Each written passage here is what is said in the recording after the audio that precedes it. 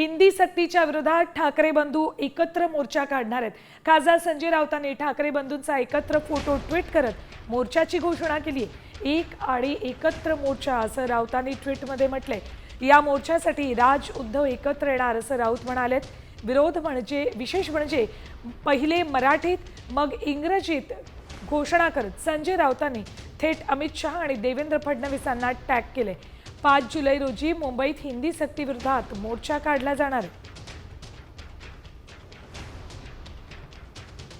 महाराष्ट्राचं हित आपल्यासाठी महत्त्वाचं आहे, मराठी माणसाचं हित महत्त्वाचं आहे असं म्हणत हे दोन्ही बंधू आता हिंदी सक्तीला विरोध करत एकत्र येताना दिसतील।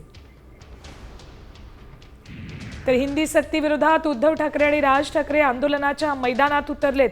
संजय राऊतांनी एकच मोर्चा निघणार असल्याचं जाहीर केलंय। अनेक वर्षांनंतर उद्धव आणि राज ठाकरे एकत्र येणार असल्यानं राज्यातील नवीन समीकरणं जुळणार अशी चर्चा आहे। पडद्यामागे नेमकं काय घडलं याची माहिती आज ठाकरे गटाचे नेते संजय राऊतांनी दिली। मला माननीय राज ठाकरे यांचा फोन आला। त्यांनी त्यांची अशी भूमिका आहे की आपण म्हणजे माननीय उद्धव साहेबांनी 7 तारखेला आंदोलन सुरू करायचं ठरवलं आहे आणि मी आता 6 तारखेची घोषणा केली। 7 तारखेत त्याने सहभागी व्हावं आमच्या मोर्चामध्ये किंवा ही तारीख आपण 5 तारखेला करावी, ही 6 तारखेची आहे। त्यानुसार मी परत माननीय राज ठाकरे यांच्याशी चर्चा केली, त्यांना विनंती केली की असं शिवसेना पक्षप्रमुखांचं म्हणणं आहे। त्यांनी तात्काळ त्याला होकार दिला। 7 तारखेला जे शिवसेनेचं आंदोलन होतं ते आणि 6 तारखेला जे माननीय राज ठाकरे यांचं आंदोलन होतं त्याऐवजी दोघांचं एकत्र आंदोलन आणि मोर्चा हे आता 5 तारखेला निघेल। दरम्यान राज ठाकरे आणि उद्धव ठाकरेंच्या एकत्र येण्याची इनसाइड स्टोरी काय आहे, मातोश्री आणि शिवतीर्थावर नेमकं काय घडलं यावर एक नजर टाकूयात। राज ठाकरेंचा संजय राऊतांना फोन गेला। 2 वेगळे मोर्चे काढण्यापेक्षा एकत्र आंदोलनामुळे जास्त प्रभाव पडेल असं राज ठाकरे म्हणाले। राज ठाकरेंच्या चर्चेनंतर संजय राऊत मातोश्रीवर गेले। मोर्चाची तारीख 7 ऐवजी 5 जुलै करावी असं उद्धव ठाकरे यांनी म्हटलं।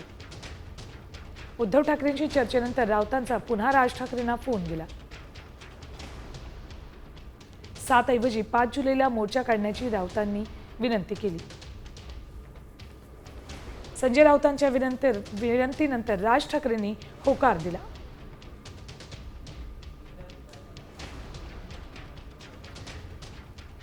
तर सर्वानुमते 5 जुलै हा दिवस निवडला गेलाय असं मनसे मुंबई अध्यक्ष संदीप देशपांडेंनी म्हटलंय। ही 5 तारीख ठरली आणि त्याप्रमाणे सर्व राजकीय पक्ष, सर्व कलाकार, सर्व साहित्यिक या मोर्चामध्ये सहभागी होतील। मराठी माणसाची ताकद ही काय आहे आणि मराठी भाषेवर जर आक्रमण करायचा तुम्ही प्रयत्न केलात तर मराठी माणूस कशा पद्धतीने ते परतवून लावतील हे देशाला हा संदेश जाणं गरजेचं होतं आणि त्या दृष्टीने हा 5 तारखेचा मोर्चा होणार आहे। तर ठाकरे बंधू एकत्र येण्याबाबत त्यांचे मामा चंदूकाका वैद्य यांच्याशी खास बातचीत केली आमच्या प्रतिनिधी वैदेही काडेकर। काय म्हणाले चंदूकाका वैद्य ऐका। 5 जुलैच्या मोर्चामध्ये राज ठाकरे आणि उद्धव ठाकरे एकत्र दिसणार। खरं तर महाराष्ट्रासाठी हे चित्र अत्यंत महत्त्वाचं आहे, कारण गेल्या अनेक वर्षांपासून महाराष्ट्र याच गोष्टीची वाट बघत होता असं देखील म्हटलं गेलेलं आहे। आपल्यासोबत या ठिकाणी त्यांचे मामा चंदू मामा वैद्य आहेत, आपण त्यांच्याचकडून अधिक माहिती घेणार आहोत। नक्कीच ना, मी इच्छा पूर्ण होण्यापेक्षा मराठी माणसाची आणि तमाम महाराष्ट्राची लोकांची जनतेची जी इच्छा आहे ती पूर्ण होते या गोष्टीचा मला खूप आनंद आहे ना। ही आनंदाची गोष्ट आहे ना। दोघांनी एक पावलं पुढे टाकलेली आहेत, आता एक हातसुद्धा पुढे करतील आणि नक्कीच त्यांना यश येईल असं मला वाटतं। जोडी कायम राहावी, त्यांचे विचार कायम राहावे, त्यांची मतं कायम राहावी हेच मला मनोमन वाटत असतं। टेम्पररी आणि परमनंट प्रश्न येत नाही आहे की आजच्या मुद्द्यावर दोघे एकत्र येऊन त्या गोष्टीला, मराठीच्या मुद्द्याला त्यांनी हात घातलेला आहे, त्याला यश येवो एवढंच मला वाटतं आणि ते होईल असं मनोमन खात्री आहे. फार उत्साही वातावरण आहे आणि याच्यामध्ये मराठी माणसाला, महाराष्ट्राच्या जनतेला उत्साह दुगणित होईल असं मला वाटतं. कॅमेरापासून गणेश वैदेही काणेकर, साम टीव्ही न्यूज, मुंबई. तर ठाकरे बंधूंच्या मोर्चावरून भाजपमधून प्रतिक्रिया येणार नाही असं शक्यच नाही. भाजप नेते आशिष शेलारांनी यावर पलटवार केलाय.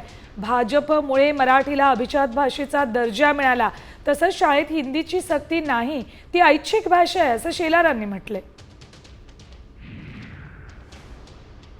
जनता पार्टी मराठीसाठी कट्टर आहे. भारतीय जनता पार्टी मराठीची आग्रही आहे. किंबहुना भारतीय जनता पार्टी आणि केंद्र सरकार यामुळेच मराठीला अभिजात भाषेचा दर्जा मिळाला आहे. पर्यायी ऐच्छिक भाषा म्हणून एक हिंदी आहे, ते दोघं किंवा अजून कोणी हे सगळे गैरसमजाचे बळी आहेत. अनावधानाने किंवा प्रयत्नपूर्वक पसरवू नये. जे सत्य आहे ते लोकांसमोर मांडावं. ते म्हणजे मराठी अनिवार्य आहे, हिंदी भाषा सक्ती नाही. हिंदी भाषा ही ऐच्छिक आणि पर्यायी भाषा आहे. तर मराठी हिंदी वादाचं राजकारण भाजप हाणून पाडणार आहे. भाजपच्या कोअर कमिटीच्या बैठकीत तशी रणनीती ठरली आहे. मराठी हिंदी वादावरून सुरू असलेल्या राजकारणाला आता मराठी अभिजात भाषेचा आधार मिळालाय. मराठी भाषेला अभिजात दर्जा देण्याचा निर्णय पंतप्रधान मोदी यांच्यामुळेच झाल्याचं भाजप लोकांपर्यंत पोहोचवणार आहे.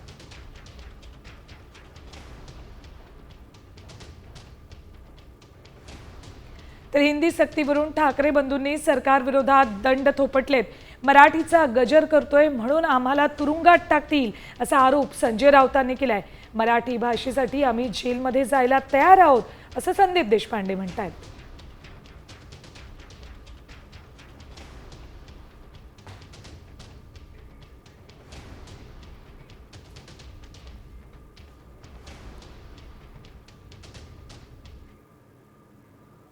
मला तर अशी भीती वाटते, सक्तीनं हे आम्ही जो पुरस्कार करतोय मराठी भाषेचा त्याबद्दल आम्हाला तुरुंगात टाकतील.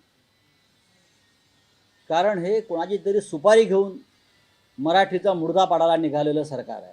हे आमच्या सरकारनं तुरुंगात टाकतील. तुम्ही मराठी माणूस आणि मराठी भाषेचा जो गजर करताय हा गुन्हा या महाराष्ट्र राज्यामध्ये. म्हणून शिंदे आणि फडणवीस हे दोन लोक आमच्या सरकारनं तुरुंगात टाकायलाही मागे पुढे पाहणार नाहीत. 5 तारखेचा मोर्चा हा निघणार. आत्तापर्यंत जेव्हा जेव्हा आम्ही मोर्चाची घोषणा केलेली आहे त्यावेळेला आम्ही राजकीय केसेसना कधीही घाबरलेलो नाही. अस्वलाच्या अंगावर जेवढे केस असतात तेवढ्या केसेस या महाराष्ट्र सैनिकांच्या अंगावर आहेत, मराठी माणसाच्या अंगावर आहेत. त्यामुळे या केसेसना आम्ही काय घाबरत नाही आणि मराठी भाषेसाठी जेलमध्ये जायची आमची तयारी.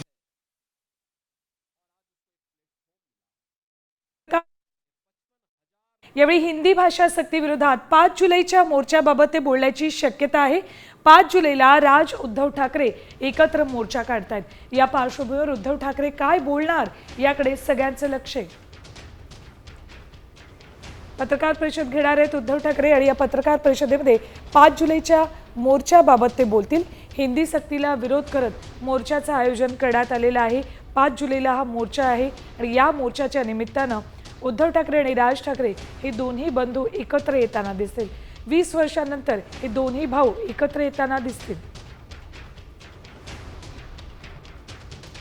तर मराठी भाषा समन्वय समिती सदस्य उद्धव ठाकरे यांच्या भेटीला गेलेत. हिंदी भाषा सक्ती विरोधात उद्धव ठाकरेंची ते भेट घेत आहेत. 5 जुलैच्या मोर्चातही सहभागी होण्याबाबत ते चर्चा करणार आहेत. हिंदी भाषा सक्ती विरोधात उद्धव ठाकरेंची ते भेट घेत आहेत. आताची ही आणखी एक अपडेट. मराठी समन्वय समितीचे सदस्य हे उद्धव ठाकरेंच्या भेटीला गेलेले आहेत. अपडेट्स घेऊयात आमच्या प्रतिनिधी वैदेही काडेकर यांच्याकडून.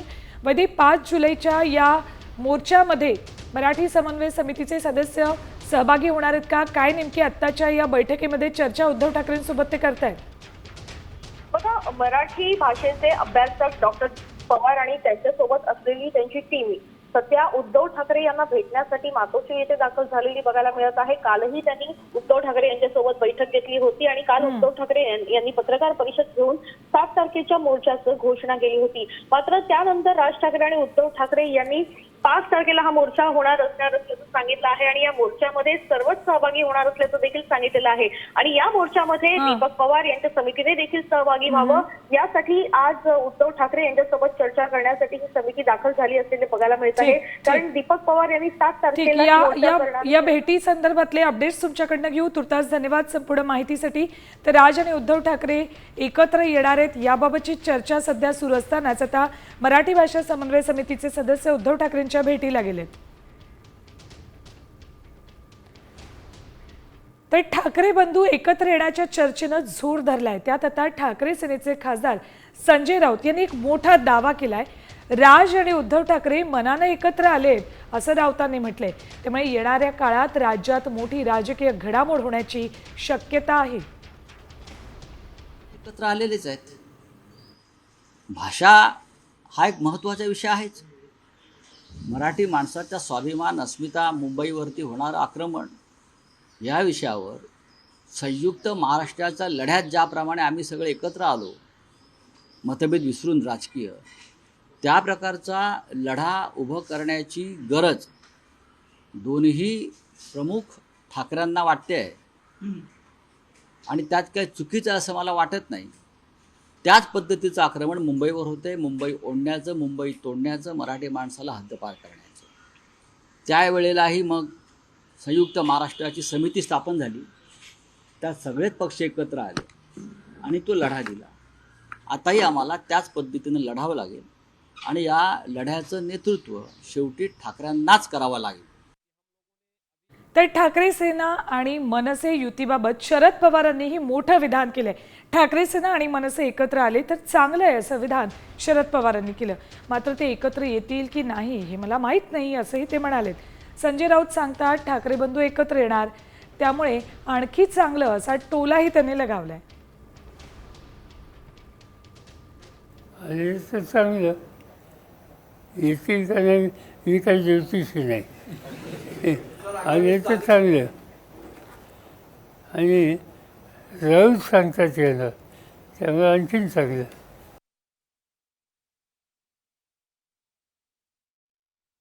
तर ठाकरे एकत्र आले तर चांगलंच आणि संजय राऊत जर सांगतायत की ते दोघे एकत्र येतात तर आणखी चांगलं असं शरद पवार हे मिश्किल हसत म्हणालेत. पण ते एकत्र येतील की नाही हे आपल्याला माहीत नाही असंही यावेळेला शरद पवार म्हणतायत.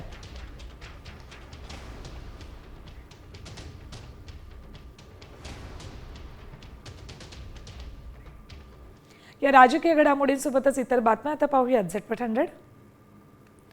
भुसावळ तालुक्यातील वरणगाव ग्रामीण क्षेत्रातील वेल्हाळे तलाव पूर्ण भरलाय. तलावाच्या सांडव्यावरून पाणी ओसंडून वाहू लागले. हा तलाव भुसावळ तालुक्यातल्या 5 गावांची तहान भागवतो.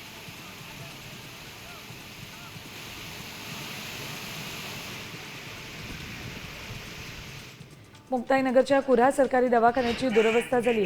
दवाखान्यात गळती होते, इमारत जीर्ण झाली. जिथे गळती होते तो भागही कोसळतोय. त्यामुळे रुग्णांच्या जीवालाही धोका निर्माण झालाय. याकडे तातडीनं लक्ष देण्याची मागणी होतीये.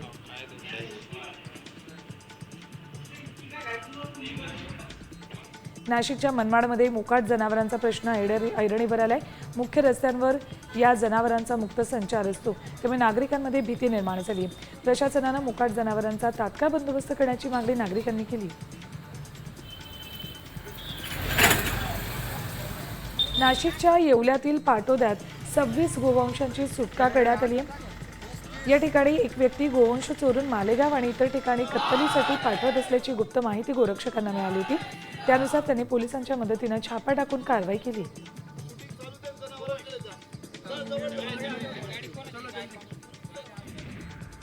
यात एक ब्रेकिंग न्यूज येते. राज्य सरकारकडून सुधारित पंतप्रधान खरीप पीक विमा योजना राबवण्यात येणार आहे. यंदापासून ई पीक पाहणी अर्थात लागवड केलेल्या पिकांची नोंदणी बंधनकारक करण्यात आली आहे. नोंदणी केलेलं क्षेत्र आणि प्रत्यक्ष पीक विमा काढलेल्या क्षेत्रात तफावत आढळली तर संबंधित शेतकऱ्याचा विमा रद्द होणार आहे. संबंधित शेतकऱ्याला काळ्या यादीत टाकून पुढील 5 वर्ष कृषी विभागाच्या एकाही योजनेचा लाभ त्या शेतकऱ्याला मिळणार नाहीये. महत्त्वाचे मुद्दे बघा. ई पीक पाहणी आणि ॲग्रीसॅक्ट ओळख क्रमांक बंधनकारक आहे. नोंदणी आणि प्रत्यक्ष पीक विमा काढलेल्या क्षेत्रात तफावत आढळली तर विमा रद्द होणार आहे. संबंधित शेतकऱ्याला काळ्या यादीत टाकलं जाईल आणि पुढील 5 वर्ष कृषी विभागाच्या कुठल्याही योजनेचा या शेतकऱ्याला लाभ मिळणार नाही.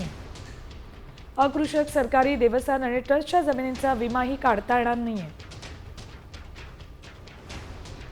पीक विम्यासाठीचे हे नवे नियम आहेत. 1 रुपयात विमा हप्ता आता मिळणार नाहीये. खरीप हंगामातील कांदा आणि कापसासाठी 5% विमा हप्ता असेल.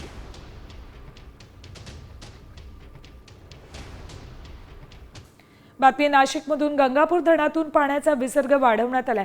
सध्या धरणातून 2720 क्युसेक वेगानं विसर्ग सुरू आहे. त्यामुळे नदीकाठच्या नागरिकांना सतर्क राहण्याच्या सूचना देण्यात आल्या आहेत. धरणाच्या पाणलोट क्षेत्रात पावसाचा जोर वाढल्यास टप्प्याटप्प्यानं विसर्ग आणखी वाढवला जाईल.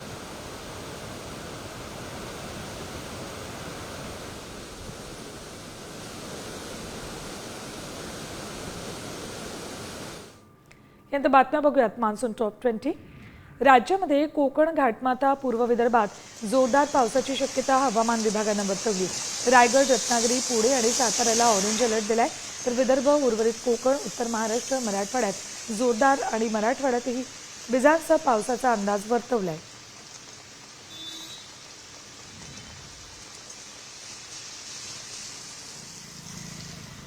वाशिममध्ये गेल्या 2 दिवसात नदी नाल्यांना पूर आलाय. यावेळी नदीच्या तीरावर असलेल्या हॉटेलमध्ये पुराचं पाणी शिरलं तेव्हा हॉटेलचं मोठं नुकसान झालं.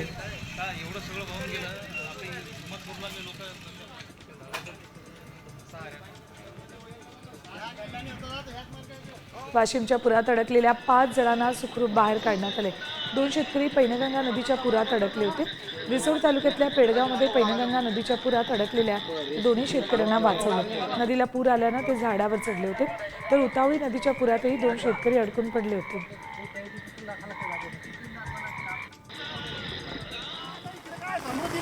बुलढाणा जिल्ह्यातल्या मेकर तालुक्यात समृद्धी महामार्गाला मुसळधार पावसाचा फटका बसलाय. मेकरजवळ इंटरचेंज टोलनाका रस्ता पाण्याखाली गेला होता. त्यामुळे समृद्धी महामार्गावर जाणारी वाहतूक ठप्प झालेली. त्यामुळे वाहनांच्या लांबच लांब रांगा लागल्या होत्या.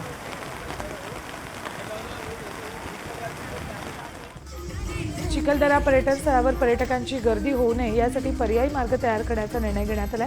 जिल्हाधिकारी आशिष येरेकर यांनी या संदर्भात आदेश दिलेत. शनिवार आणि रविवारी जाण्या-येण्यासाठी मार्ग वेगवेगळे करण्यात येणार आहेत. गर्दी आणि अपघात टाळण्यासाठी या पर्यायी मार्गांचा निर्णय घेण्यात आला.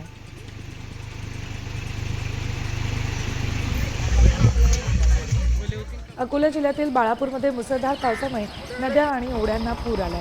या पुरामुळे मन नदीवरील पूल खचलाय. त्यामुळे शेगाव ते अकोट मार्गावरील वाहतूक पूर्णतः ठप्प झाली. या ठिकाणी नवनिर्माणाधीन पुलाचं बांधकाम अपूर्ण असल्यानं अकोला, बुलढाणा, अमरावती या 3 जिल्ह्यांचा संपर्क तुटला.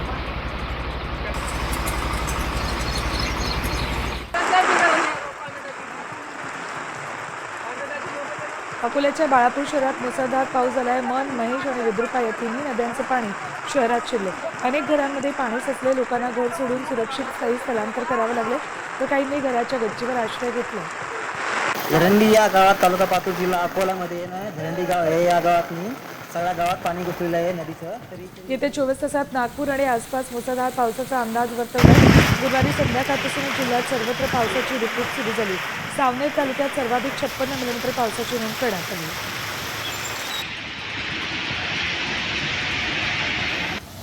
प्रदीर्घ प्रतीक्षेनंतर यवतमाळ जिल्ह्यात पावसाचं आगमन झाले. सर्वदूर पावसानं हजेरी लावल्यानं पिकांना जीवदान मिळाले. पुढील 3 दिवस जिल्ह्यात हवामान विभागानं ऑरेंज अलर्ट दिलाय. 24 तासात 70 मिलीमीटर पावसाची नोंद झाली. 7 तालुक्यातल्या 62 महसुली मंडळात अतिवृष्टीची नोंद प्रशासनानं केली. धुळे शहरात गेल्या 2 महिन्यात तब्बल 511 मिलीमीटर पाऊस झाला.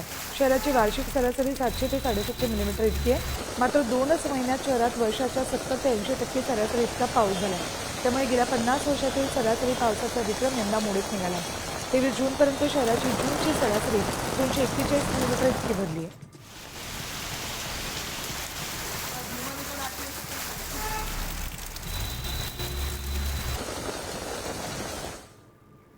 ही थेट दृश्य आहे तुकोबांच्या पालखीची. तुकोबांची पालखी बारामतीमधून पुढे मार्गस्थ होते. मेंढ्यांच्या रिंगण सोहळा या क्षणी आता इथे सुरू होईल. त्यासाठी म्हणून वारकरीही उत्साहात इथे दाखल झालेले आहेत.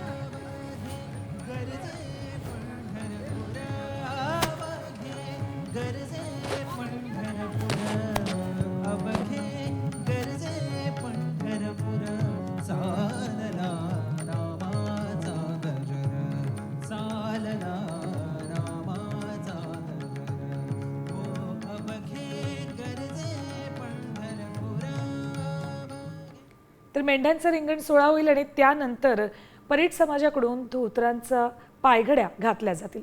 पुन्हा बातम्या बघणार आहोत पावसाबाबतच्या.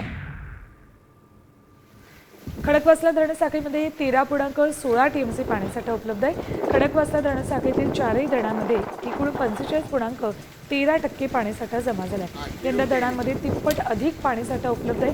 4ही धरण परिसरांमध्ये सुरुवातीच्या टप्प्यात समाधानकारक पाऊस पडतोय, त्यामुळे सध्या पाणीसाठा चांगलाच वाढलाय.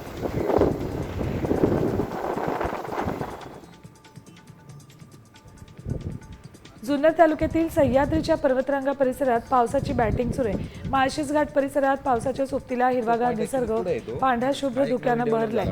मात्र पर्यटकांनी निसर्गाच्या सानिध्यात जात असताना धोकादायक ठिकाणांवर जाणं टाळावं असं आवाहन प्रशासनानं केलंय. गेल्या 2 महिन्यांपासून निफाड शहरासह जिल्हाभरात मोठ्या प्रमाणात पाऊस कोसळतोय, त्यामुळे निफाड तालुक्यातील गोदावरी, कादवा, वानगंगा या नद्यांना पूर आलाय. तर पालखेड धरणातून मोठ्या प्रमाणात पूर पाण्याचा विसर्ग करण्यात आल्यानं निफाडची कादवा दुथडी भरून वाहते. प्रशासनानं नदीकाठच्या गावांना सतर्कतेचा इशारा दिलाय. नंदुरबार जिल्ह्यात सलग 5व्या दिवशी पावसानं हाहाकार माजवलाय. अक्कलकुवा तालुक्यातील तालांबाला पावसानं झोडपलंय. मुसळधार पावसामुळे तालांबा नदीला पूर आलाय. पुलावरून पाणी जात असल्यानं रस्ता बंद झालाय. नद्यांना पूर आल्यानं अनेक लहान गावांचा संपर्क तुटलाय. पेरणी केलेलं शेत पाण्याखाली गेल्यानं शेतकऱ्यांचं प्रचंड नुकसान झालंय.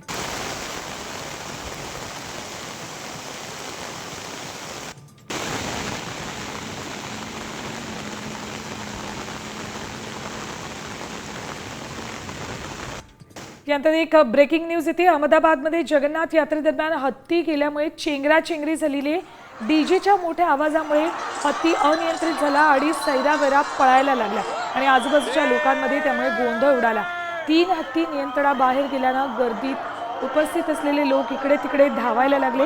या चेंगराचेंगरीत 3 ते 4 जण जखमी झाल्याची प्राथमिक माहिती मिळते. त्यापैकी एक मीडिया प्रतिनिधी असल्याचं कळतंय. सुदैवानं कुणालाही गंभीर दुखापत झालेली नाही. डीजेच्या दंडनाटानं हे 3 हत्ती अनियंत्रित झाले आणि सैरावैरा पळायला लागले. हत्ती धावतात हे बघून उपस्थित सगळे भाविक घाबरले आणि ते पळायला लागले आणि या चेंगराचेंगरीमध्ये 3 जण जखमी झाले.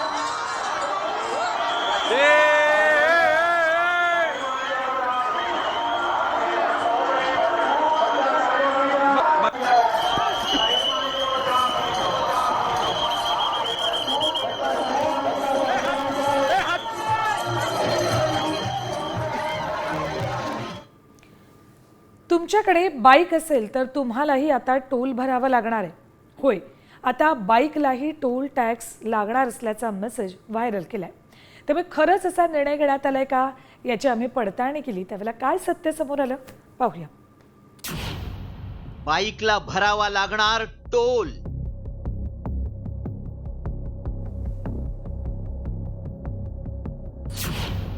बाईकलाही फास्टॅग लावावा लागणार. व्हायरल मेसेज मागचं सत्य काय? तुमच्याकडे बाईक असेल तर आता तुम्हाला आणखी भुर्दंड लागणार आहे, कारण बाईकलाही आता टोल भरावा लागणार असल्याचा दावा करणारा मेसेज व्हायरल करण्यात आलाय. याआधी कधीही बाईकला टोल नव्हता. मग आता सरकारनं असा निर्णय घेतलाय का? बाईकला टोल आकारण्याचा निर्णय अचानक का घेण्यात आलाय? बाईकला किती टोल असेल असे अनेक प्रश्न उपस्थित होत आहेत. देशभरात कोट्यवधी लोकांकडे बाईक आहे. ग्रामीण भागातही बरेच लोक बाईकचा वापर करतात. त्यामुळे खरंच बाईकला आता टोल आकारला जाणार आहे का याची सत्यता जाणून घेणं गरजेचं आहे. पण मेसेजमध्ये काय दावा केलाय पाहूयात. नॅशनल हायवेवर कार, ट्रक, बसला टोल भरावा लागतो. त्यासाठी फास्टॅग सिस्टीम लावण्यात आली आहे. याआधी बाईकला टोल नव्हता. मात्र आता बाईकलाही 15 जुलैपासून टोल भरावा लागणार आहे. हा मेसेज व्हायरल होत असल्यानं बाईक चालकांमध्ये संभ्रम निर्माण झालाय. त्यामुळे याची सत्यता आमच्या प्रेक्षकांना सांगण्यासाठी आमच्या व्हायरल सत्य टीमनं याची पडताळणी सुरू केली. नॅशनल हायवे बाबत मेसेज व्हायरल होत असल्यानं याबाबत आमच्या टीमनं केंद्रीय वाहतूक मंत्र्यांनी असा निर्णय घेतलाय का याची माहिती मिळवली. त्यावेळी आमच्या पडताळणीत काय सत्य समोर आलं पाहूयात. बाईकला टोल लागणार हा दावा खोटा आहे. कुठेही बाईकला टोल आकारला जात नाही. 2 चाकी 3 चाकी वाहनांसाठी टोल फ्रीच आहे. इलेक्ट्रिक वाहनांनाही टोलमध्ये सूट देण्यात आली आहे. स्वतः केंद्रीय मंत्री नितीन गडकरींनीच हा दावा दिशाभूल करणारा असल्याचं म्हटलंय. असा कोणताही निर्णय प्रस्तावित नसून दुचाकी वाहनांना टोलवर पूर्णपणे सूट असेल असं त्यांनी स्पष्टपणे सांगितलंय. अशा मेसेजेसवर विश्वास ठेवू नका असं आवाहन देखील गडकरींनी केलंय. त्यामुळं आमच्या पडताळणीत बाईकवर आता टोल लागणार असल्याचा दावा असत्य ठरलाय. ब्युरो रिपोर्ट, साम टीव्ही न्यूज.